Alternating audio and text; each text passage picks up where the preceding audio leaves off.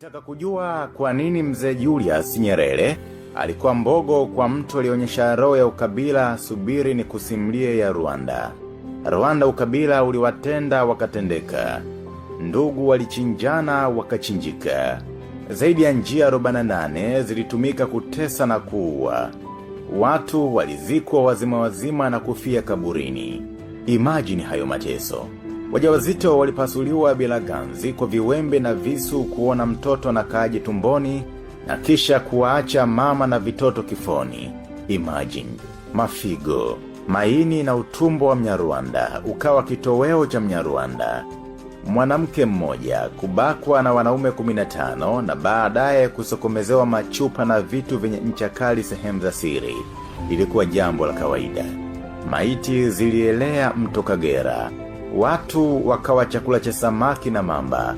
Tanzania tukasitisha kula kambare kwa muda. Kwa sababu kambare walikutwa na viganja vya Wanyarwanda tumboni. Wenye pesa walihonga ili wawahi kufa kuliko kupitia mateso yote yale. Kuna jamaa walimuita simba mla maini ya watu. Wakati wa maridhiano alisema mwenyewe, nilikuwa nakamata mtu mzima na kata sehemu zenye maini na kwenda zangu kukaanga na shushia na ugali wangu swafi kabisa. Mshikaji alijiua kwa stresi. Watu 800 na ushehe walipokonywa uhai na ndugu zao wa damu kwa sababu mzungu alisema wao si ndugu. Wakavuna Rwanda genocide, yani mauaji ya kimbari kwa lugha tamu ya Kiswahili. Mengi kayaandika Mahmoud Mamdan kwenye kitabu chake cha When Victims Become Killers, Colonialism, Navitism and the Genocide in Rwanda. Tafuta hicho kitabu usome uishie kulia kama una roho nyepesi. Mimba ya Rwanda Genocide ilitungwa mwaka 1884 wakati wa Berlin Conference. Ikakuwa wakati wa utawala wa Mjerumani. Ikazaliwa katika utawala wa Mbelgiji na kutawala mwaka 1994 kwa siku 100 tu na kuzikwa rasmi siku Paul Kagame amerudi Rwanda. Waungwana tukampongeza Kagame. Mamluki wakamponda Kagame kwa nyang'anya ulaji. Sasa hawana la kufanya zaidi ya kusubiri ufufuko wake. Sasa sijui mzee Kagame kajipangaje kuhakikisha Rwanda genocide haifufuki? Na yasema haya kwa sababu kizungumkuti cha Afrika. Viongozi wazuri huondoka na uzuri wao kwa sababu hawaamini katika kuandaa warithi wazuri. Kabla ya ujio wa wazungu, Wanyarwanda walitambulika kwa shughuli walizofanya na si kwa maumbile yao. Wafugaji waliitwa Watusi, wakulima waliitwa Wahutu na wawindaji wakaitwa Watwa. Hawakushughulika na maumbile ya mtu. Uwe na pua ndefu kama filimbi ya wachawi sawa. Uwe na pua imebonyea kama tairi lenye pancha amina. Uwe mfupi kama mkia wa mbuzi inshallah kwa sababu Mungu mwenyewe ndo walipenda iwe hivyo. Mungu akaona kila kitu alichokifanya na tazama ni chema sana. Mwanzo 1 mstari wa 31. Mambo yalianza kuharibika mwaka 1897. Mjerumani alipotia mguu nchini Rwanda. Akachoma mkuki kwenye kitovu kilichowaunganisha Wanyarwanda. Chinua Achebe akaandika Things Fall Apart. Wamisionari wa Kijerumani wakaiaminisha jamii kwamba Watusi sio Wabantu, ni Waisraeli waliotokea Ethiopia kuja kuwatawala Washenzi. Umisionari ulikuwa idara muhimu enzi za ukoloni, ndio maana walivyosema fumbeni macho tusali. Tulifumba na kusali katika roho na kweli na ujinga mkubwa. Tulivyofumbua tukakuta hatuna ardhi tena. Tumebaki na Biblia mkononi katika jina la Yesu. Kwa hiyo Mtusi alipelekwa shule kujifunza namna kumtawala Mhutu, na Mhutu walifundishwa namna kumtumikia Mtusi kama elimu ya sasa inavyotutenda. Lakini wazungu walikuwa washenzi sana.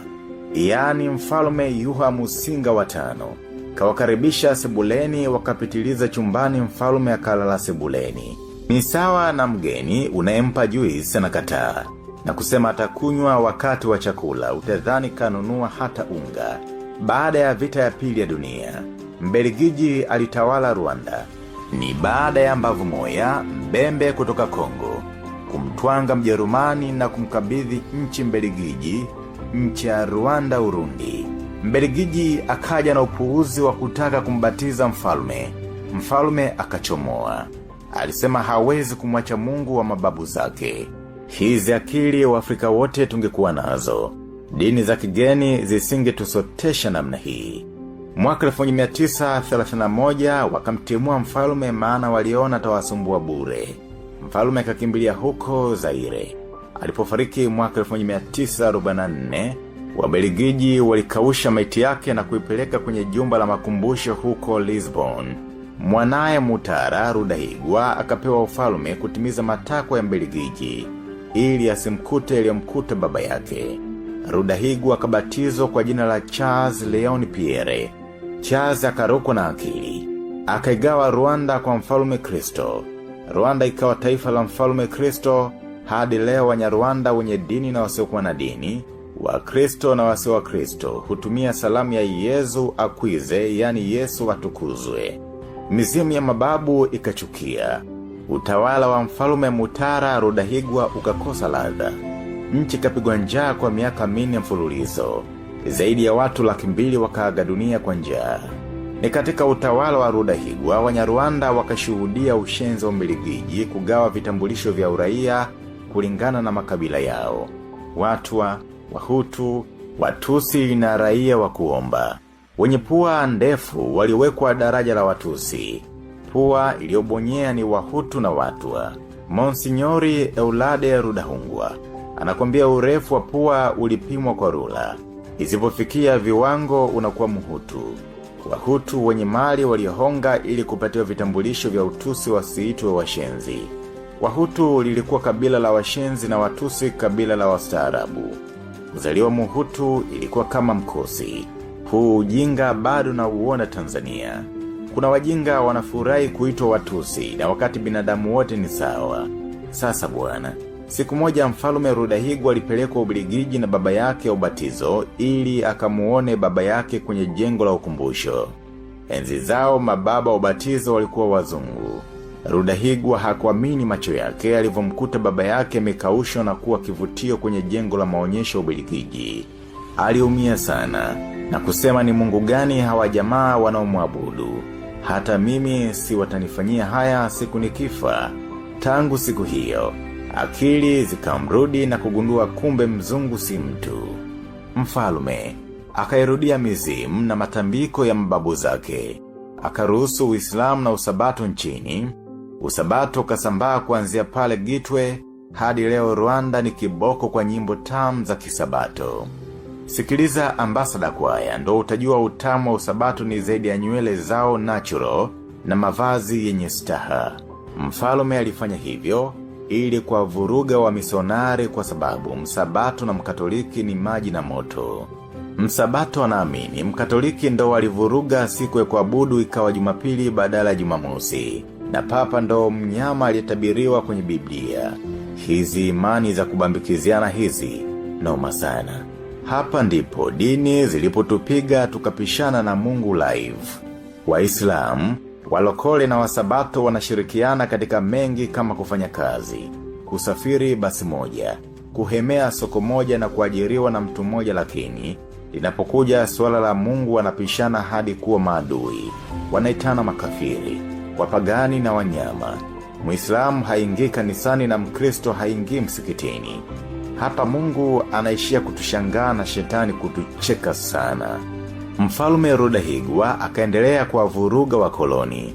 Akiliponda kanisa, akiponda mfumo wao wa elimu, akitaka wakoloni waondoke nchini. Mizimu yake kasema hakika mtoto wetu amejitambua. Wakoloni wakaanza kumlia kasi ili kumtema kama Big G, maana aliishiwa utamu. Sapoti ya mkoloni kahamia kwa Wahutu. Wahutu wakaanza kusomeshwa, wakapewa na upadri kabisa. Machi 24 mwaka 1957, kundi la wasomi 8 wa Kihutu wakiongozwa na Gregoire Kayibanda wakaandika Bahutu Manifesto, wakidai uhuru kutoka kwa wakoloni wa Kizungu na Kitusi. Tarehe 24 Julai mwaka 1959, Wabelgiji wakamla kichwa mfalme Rudahigwa. walimlia Usumbura Burundi alipokwenda kuhudhuria mkutano ulioandaliwa na Father Henri Peraudin. Wakati huo makao makuu ya Rwanda Urundi yalikuwa Burundi. Walimdunga sindano ya sumu, nchi kachukuliwa na Jean Baptiste Ndahindurwa, maarufu kama Kigeli wa 5, mfalme wa mwisho kutawala Rwanda. Mfalme amekufa, Wahutu wameamka. Nchi imechemka kweli kweli. Septemba 3 mwaka 1959. Watusi nao wakiongozwa na Francis Rukeba wakaanzisha chama cha UNAR kwa support ya mfalme Kigeli wa 5 ili kushinikiza mkoloni aachie nchi. Mbelgiji akachomoa na kutangaza kwamba umeandaliwa utaratibu wa mfalme kuchaguliwa na wananchi wote, tena kwa njia ya kupiga kura. Watusi wakapagawa, wakachagua kufanya vurugu badala kutulia wanyolewe. Novemba mosi mwaka 1959 wakamvamia Dominiki Mbonyumutwa, kiongozi wa Kihutu na mwanaharakati wa chama cha Pamihutu, akisha kumpa kichapo kitakatifu. Taarifa zikasambaa kwamba Mbonyumutwa amekufa. Vijana wa Kihutu wakajibu kwa kuchoma moto nyumba za Watusi, na kila Mtusi alijaribu kuzuia nyumba yake kutiwa kiberiti aliliwa kichwa. Watusi wakauana kweli, wakukimbia nchi wakakimbia. Ni katika kipindi hiki familia ya Kagame pia ilikimbilia Uganda. Mwaka 1960 Wabelgiji wakaitisha uchaguzi.